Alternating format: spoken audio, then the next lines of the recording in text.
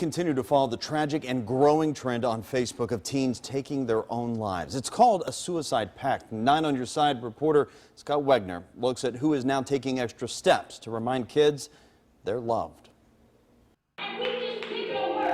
Community leaders and parents gathered at the Church of the Living God to pray for an end to a crisis they see spreading across the region. An increasing number of suicide and suicide attempts amongst our children in our schools. But prayer is only part of their strategy. I have 5 children. Renita Beeman says she's worried about so-called games on social media that may encourage children like hers to harm themselves. Sometimes peer pressure or different things of the other children can play a part. So at that point, no more social media for my household at all.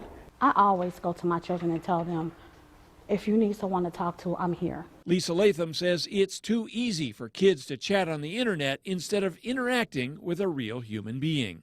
But at the end of the day, if you don't have this, what do you have? Pastor Enos Tate of Project Nehemiah Ceasefire believes the apparent increase in teen suicides is no accident. I think it's tactical. I think that there's somebody out there that is being cynical and who created this or who has some issues themselves. So we want to make sure that we address this as a mental issue as well. And he wants to be clear, the pressure on our children's lives, he says, has no boundaries. It's not a black thing, it's not a white thing, it's not a straight thing, it's not a gay thing, it's a big thing, and it's touching everybody in every community. A big thing this group wants to get a handle on as soon as possible.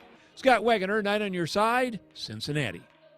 As always, if you know someone battling depression that may need some help, they can always call the National Suicide Prevention Lifeline, and number on your screen there, 1-800-273-8255.